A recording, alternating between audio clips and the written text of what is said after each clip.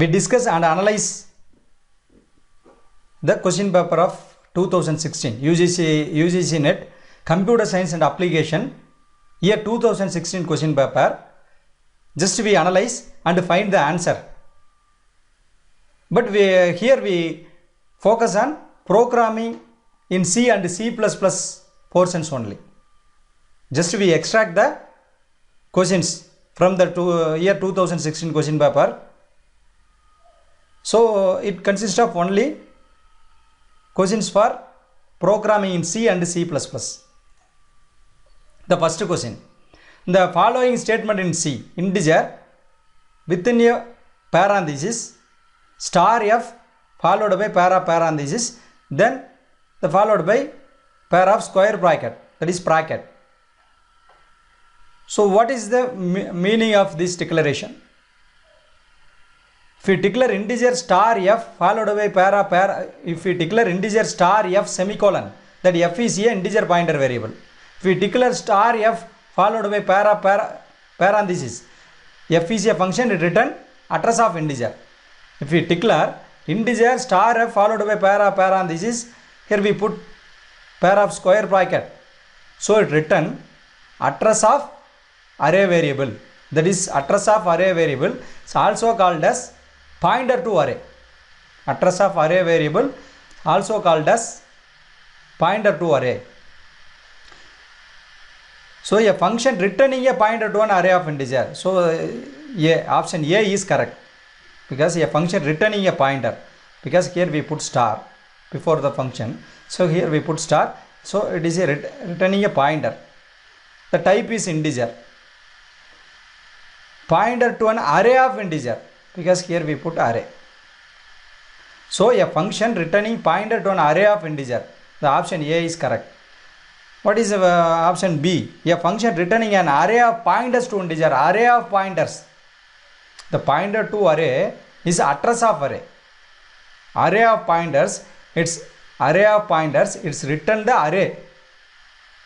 The type is pointer array, that is that array as per the B, option B declaration, that is definition, B definition.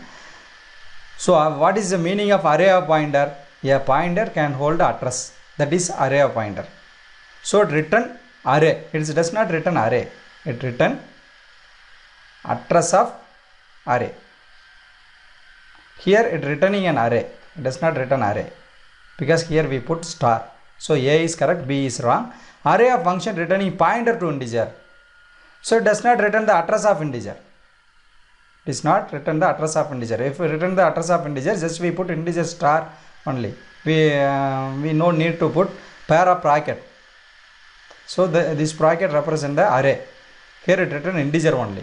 So it does not return integer address. It is not written array, but it return address of array, that is pointer to array. So the option A is correct. Answer is A. So the second question, given I equal to 0, j equal to 1, k equal to -1, x equal to 0.5, y equal to 0.0, what is the output of the following expression in C language? X star y slash less than I plus j or k. So what are the operators? Star, less than, plus, or logical or. So this expression consists of three kind of operators. One is arithmetic operators. Star plus is arithmetic operator, less than is a relational operator, or is a logical operator. So all operators have some precedence rule. This is the higher priority. Arithmetic operator is higher priority. The second priority is relational operator. The third priority is logical operator. First it multiply x star y. What is the value of x? X is 0.5, y is 0.0. So 0.5 into 0.0, the result is 0.0. 0.0, then it makes sum of I and j. I is 0, j is 1, 0 plus 1, 1. So the result of I plus 1 is, that I plus j is 1. X star y is 0. 0 less than 1, the condition is true. The net result of x star y less than I plus j is true. What is the value of k? K is -1. In C language, all non-zero values are true. 0 is false. So k is -1. It considered as true. The entire result is true. True or true, the net result is true. So if the result is true, it yield 1. If the result is false, it yield 0. So A is -1, B is 0. It yield true. So it yield 1. So C is a correct answer. Third question. Which one of the following is correct when a class grant friend status to the another class? First we want to know what is about the friend status. What is grant friend status? For example, a class, that class name is sample class. The sample class consists of a member, private data member. So that name is A. Just we put private integer A. The class name is sample. Within that class, a private data member. The data member name is A. We can access A within the class. We can access the A within the class. But we cannot access the A because A is a private data member. We cannot able to access the out of the class. It may be a derived class. We cannot or it may be a object. We cannot access out of the class. We can access only within a class. But a sample class has one private data member. In special case, if we want to access the private data member of a class from out of the class, that is through object, from out of the class mean it is access from function, through object, or from a derived class in exceptional cases. So we grant friend status in the sample class. For example, a class is sample, class name is sample. In that sample we have one private private data member A. Then we define a function out of the class. That function name is display. We cannot able to access the private data member A in display function because a display function is out of the class of sample. If we want to access the private data member A in display function, we grant the friendship status. We grant the friendship status in sample class. Just we declare as a friend, declare as friend class. Display is a friend function of sample class. We declare it into sample class. So now we can access the private data member of sample class in friend display function. So what is the statement A? That is what is the definition of option A? The member function of the class generating friendship can access the member of the friend class. A member function of the class, generating friendship can access the member of the friend class. The member function of the class generating friendship. A member function of the class generating friendship can access the member of the friend class. We cannot access that. If we want to access the private member, we must declare in generating area. So within a sample, we want to access the member of sample class, we must grant the friendship within sample class. We access the member of sample class from display function, but we cannot access the member of display function from sample class. But A statement defined like that. So this is wrong. What is the B definition? All member function of the class granted friendship have unrestricted access to the member of the class granting the friendship. All member function of the class granted friendship have unrestricted access to the member of class. So this is true. It is unrestricted access. If we grant friendship within a sample class, we can access the member of sample class in display function. So the B, description B is correct. class friendship is reciprocal to each other. What is the meaning of reciprocal is we can access the member of display in sample class, we can access the member of sample class in display. This is reciprocal. This is not possible. We can access the member of sample class in display function only, because we grant the friendship status in sample class. So we can access the member of sample class in friendship function, that is display function. So option B is correct. When a method in a subclass has the same name and type signature as a method in the superclass, that is, one superclass is there.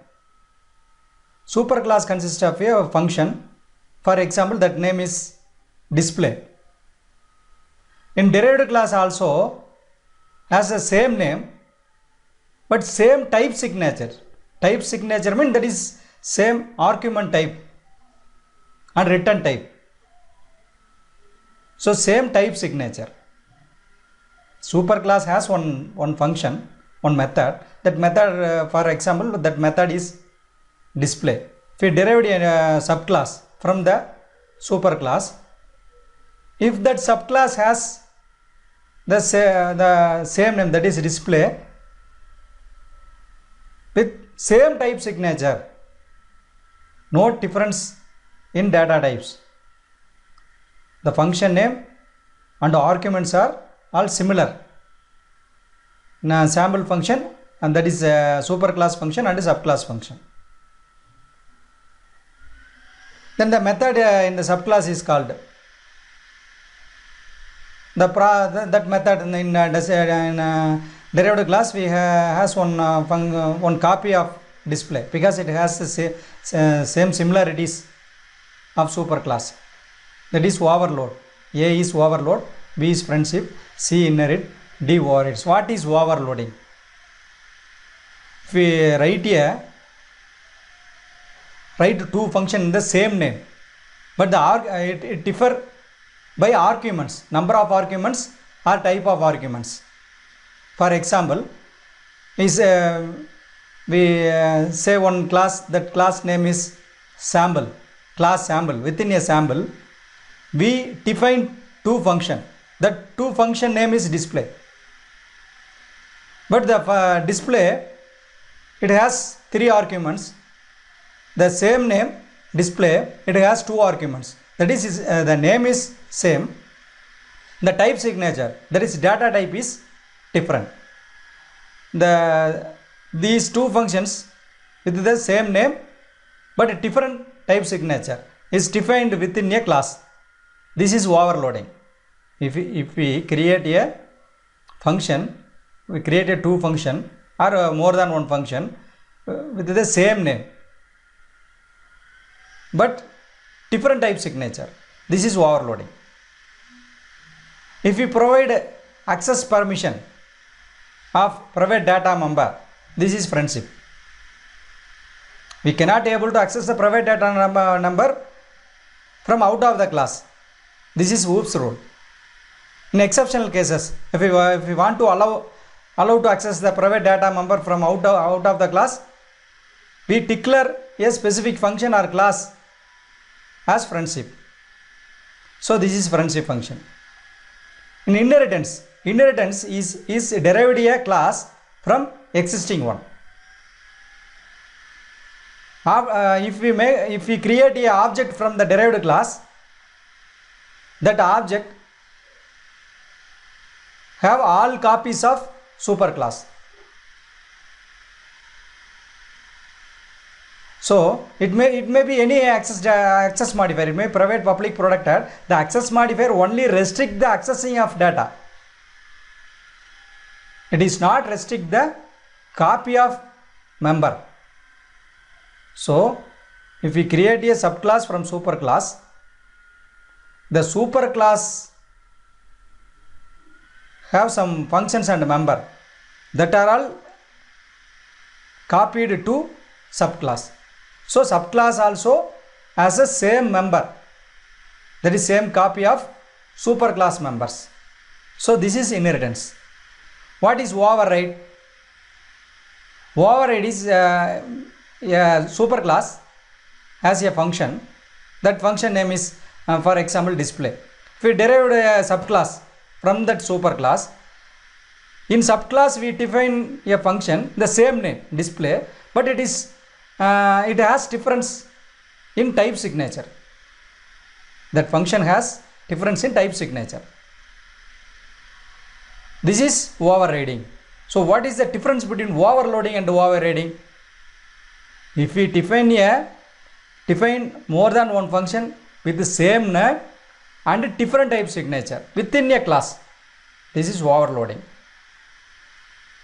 If we define a name, the same name of superclass, if we define a function in subclass, but the superclass has the same name, but both are differ by type signature. So this is overriding. So in this definition, when a method in a subclass has the same name and type signature, so a subclass has same name and same type signature as a method in superclass. So same name and same type signature is inheritance. Same name and different type signature within a class is overload, but derived class is override. But this definition is inheritance. This definition illustrates inheritance. So C is the correct answer. Question number 5. What is the value returned by the function f given below when n equal to 100? So this is a function. That function return integer value. It receive one integer value. As per our question, so value of n is 100. Now we pass the 100. The condition 100 equal to 0. The condition is false. So the else portion is executed. Return of n plus f of n minus 2. What is the value of n? Value of n is 100. 100 plus f of n minus 2. 100 minus 2, 98. So 100 plus 98, here it called the same function. The function name is f. Here it called themselves. This is recursive function. If the function call themselves, that is recursive function. So 100 plus 100 minus 2, it passed the 98 to, so it take a new copy from the function. It passed 98 to the new copy of n.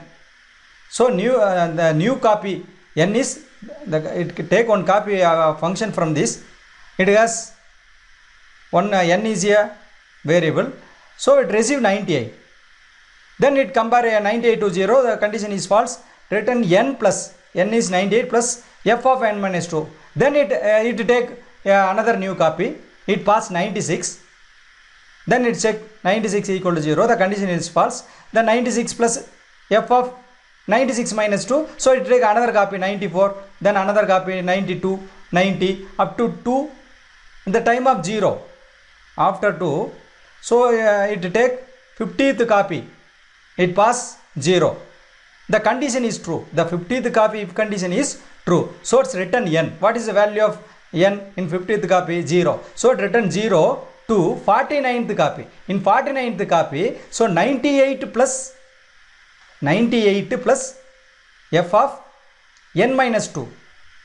That is 100 minus n, f of written n is 98 plus f of n minus 2. It's written 0 at the place of f of n minus 2. So 98 plus 0, 98. Then it's written to 48th copy of function. In 48, 96 plus it written 2. So 98, 96. It written 98. So 96 plus 98. 98 plus 96. Then it's written. So it's written to first 50th copy. It written 0. In 49th copy.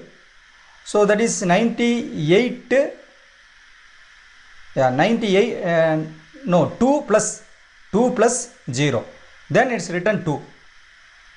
In 48th copy, 4 plus 2, 6. It's written 6. So then after the 50th copy, it written 49, 49 written 48. So then 2 written the first copy. What is the first copy? So the summation of 98 plus 90x plus up to 2.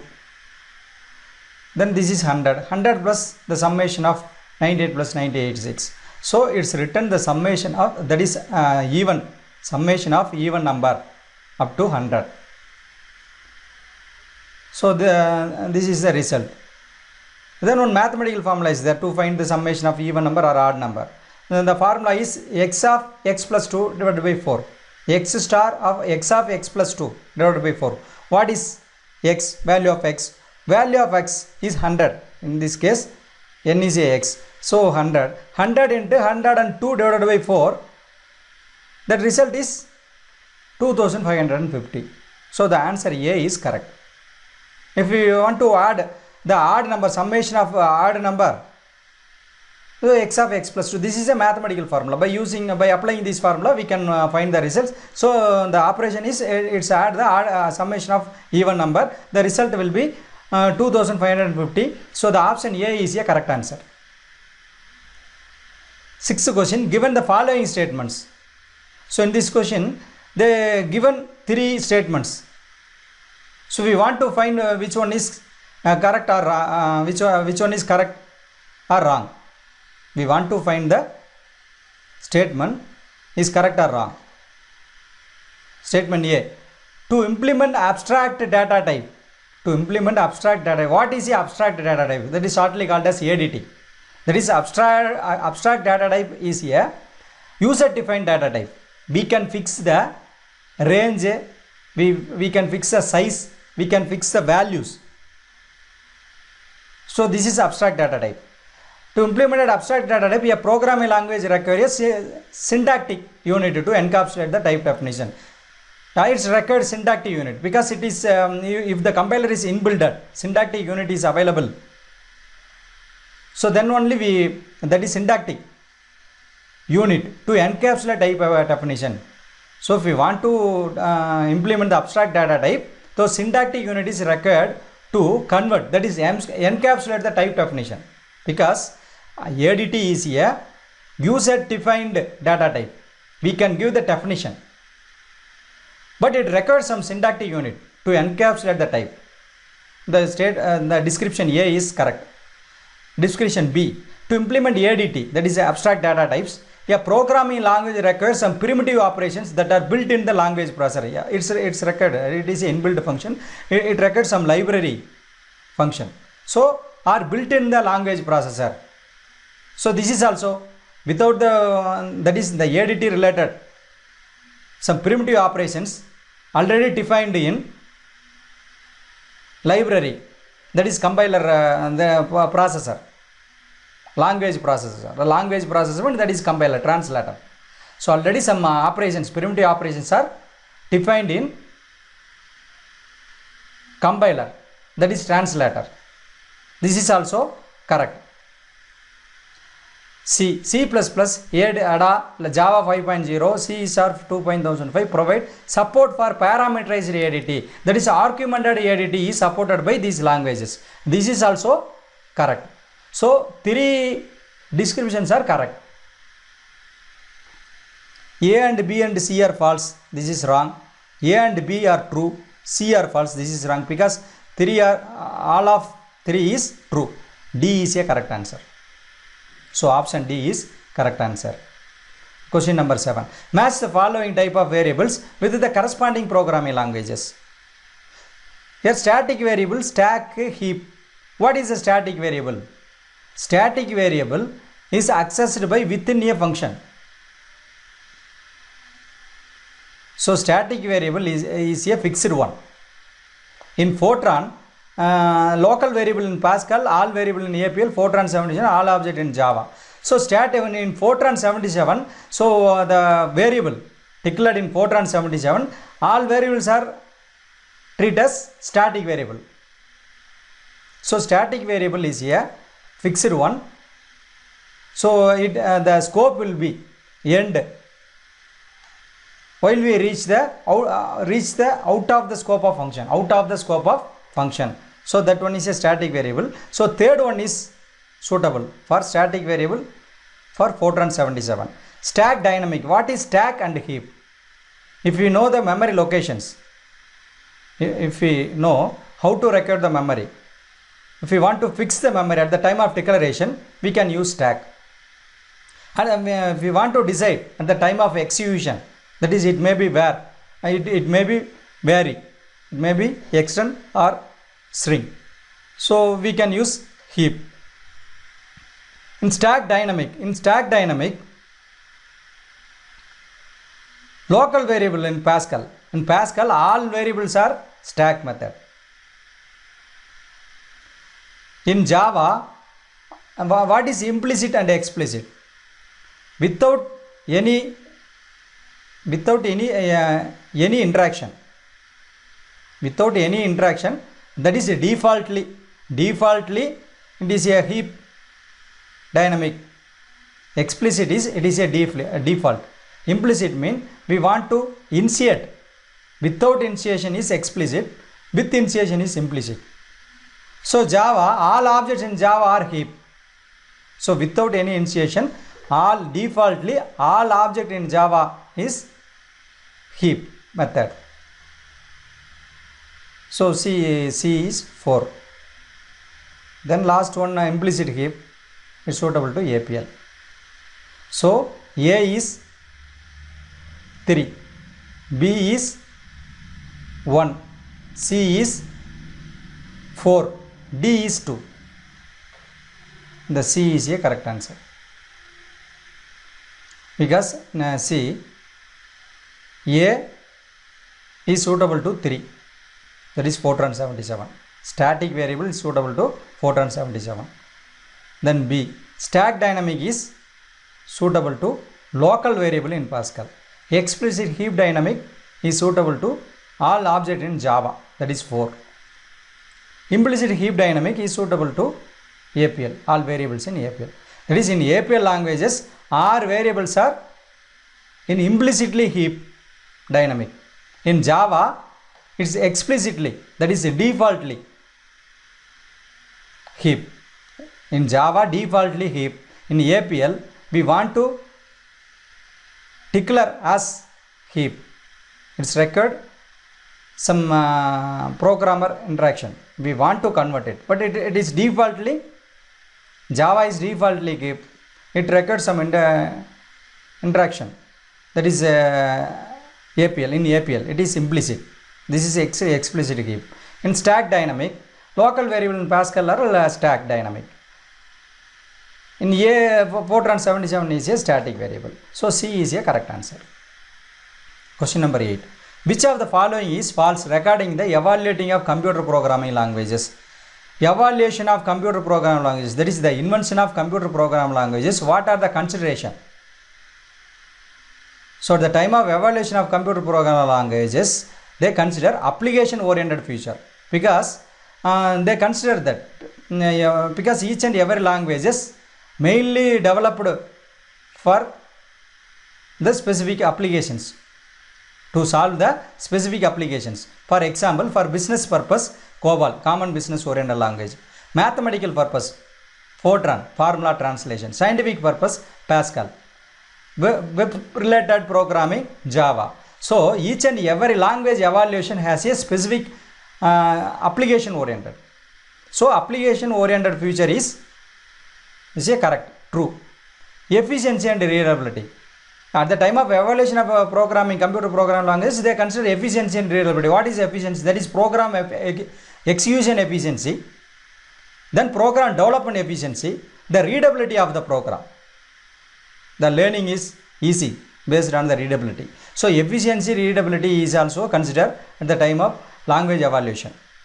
The software development, we consider the software development process also at the time of program evaluation. So hardware maintenance, we does not consider the hardware maintenance cost. That is, hardware kind of maintenance cost is, it's consider the usage of memory, processor speed, cache memory, monitor, keyboard, the accessories of computer. So we does not consider hardware maintenance of cost at the time of evaluation of programming languages. So D is a wrong, that is D is false. Another 3 is true. So which of the following is false regarding the evaluation? So D is a false. So answer is D. Question number 9. Implicit return type of a class constructor is. implicitly. That is implicit mean, so we implicit return type of class constructor. What is the default return type of constructor? Default is explicit. Implicit is we need to define. Implicit return type of class constructor. Implicit return type of class constructor. What is a constructor? Constructor is a kind of function. That function automatically called while we create the object of class. And A, not of class type itself. Not of class type itself. Constructor is not of class type itself. Class type itself. Not of class type itself. Implicit return type of class constructor is not of class type itself. Is class type itself. Because constructor function is equivalent name of, is the same name of class name. So constructor is a function, that function name is the class name. That function automatically called while we create the object from the class. So the implicit return type of class constructor is class type itself. So destructor is differ from constructor. Destructor is a function. It called at the time of destruction, destroy the object. Destroy the object. So a destructor of class type, this is not suitable to constructor. Constructor is completely differ from destructor. Constructor called at the time of object creation. Destructor called at the time of destroy the object. So class type itself, B is a correct. Implicit return type of a class constructor is class type itself, because a constructor name of a class is the same name of class. So B is a correct answer. The 10th question. It is possible to define a class within a class termed as nested class. It is possible to define a class within a class termed as nested class. There are dash type of nested classes. That is 3 type is available. If we define a class within a class, we can define nested class in 3 types. That is, if we create a object of another class in a class, this is one of the nested class. If we derived a class from a class, this is also nested class.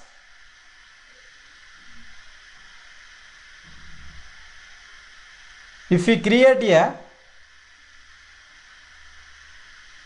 object, within that object it has another class.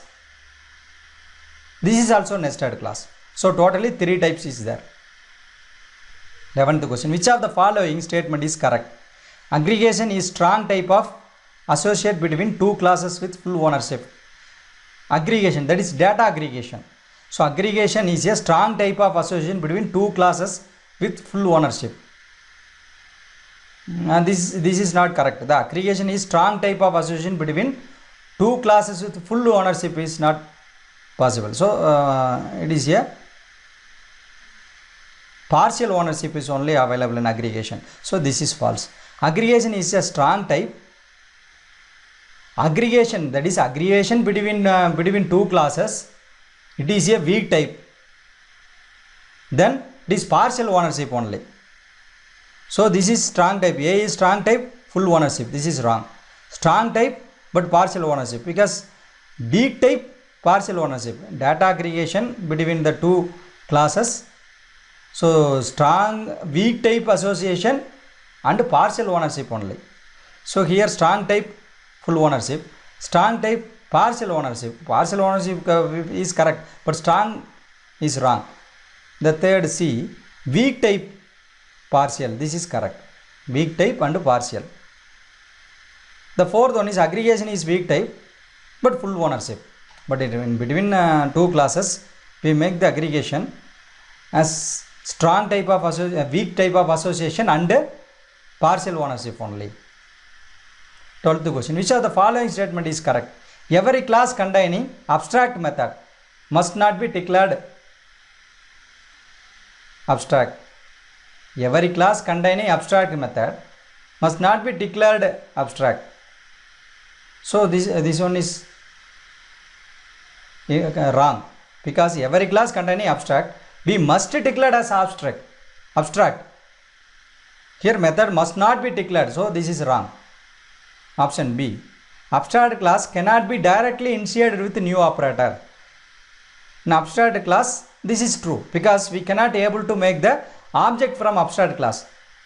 What is abstract class? Abstract class is a class. This is also called as utility class. We cannot in abstract class, it is not allowed to create the object from that class. We can inherit from the abstract class. We cannot able to make the object. So the initiated creating object is called initiation. So abstract class cannot be initiated. This one is correct. Abstract class cannot be directly initiated with the new operator. This is also correct, because we cannot able to create the object. With the new operator only we create the object. But in abstract class we cannot able to create the object. Then how can we apply the new? So abstract class cannot be directly initiated with the new operator. And this B is correct. Abstract class cannot be initiated. Yeah, it is not initiated. It can be inherited. So C is also correct. Abstract class contains definition of implementation. Abstract class has only declaration, does not contain definition. But this statement, abstract class contains definition of implementation, it does not contain. So this is also false. A is false. B and C is true. So the answer is B, C. When one object reference variable is assigned to another object reference variable, if we assign one object reference to another object reference, what is object reference? If we want to create a reference from rectangle class, just we declare rectangle R. R is a reference. If we want to insert the object, R equal to new rectangle followed by parenthesis. This is the instantiation of object. If we want to create an object, just we put rectangle R equal to new rectangle. Rectangle is a class name. R is a object name. Rectangle R equal to new rectangle. So this question, when one object reference variable, if first we declare, that is rectangle R equal to new rectangle followed by parenthesis semicolon. This is the object creation. So R is a reference. R is a reference to that instantiation. Rectangle R equal to new rectangle parenthesis semicolon. So R is a reference. Next line, rectangle R1 equal to R. R is a reference. R1 is also a reference. When one object reference variable is assigned to another object reference variable, a copy of the object is created. It does not create the copy of object. What is a object really? Rectangle R semicolon. This is reference creation. Then R equal to new rectangle parenthesis. This is object creation. New rectangle followed by parenthesis is object creation. So rectangle R equal to new rectangle. So we have declare reference and initiate and we create object. So next line, rectangle R1 equal to R. R is a reference. R1 is a reference. R has stored the address of that object, but R1 does not have any address. It is simply reference. So if we assign R1 equal to R, that R holded address is assigned to R1. After that, R1 is also point the same object location. So R and R1 both are point the same object location. It does not make individual copy.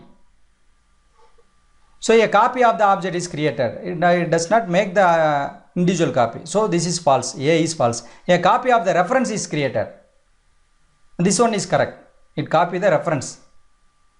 It copy the address of that is address stored in R. That address is copied to R1. A copy of reference is not created. So reference is created. This is false. It is illegal to assign one object reference variable to another object reference variable. It is legal. We can assign a object reference, one object reference to another object reference. This is legal. So which one is correct? A copy of reference is created. B is correct. That is two references after the copying references, the two references point the one object. It does not make copy.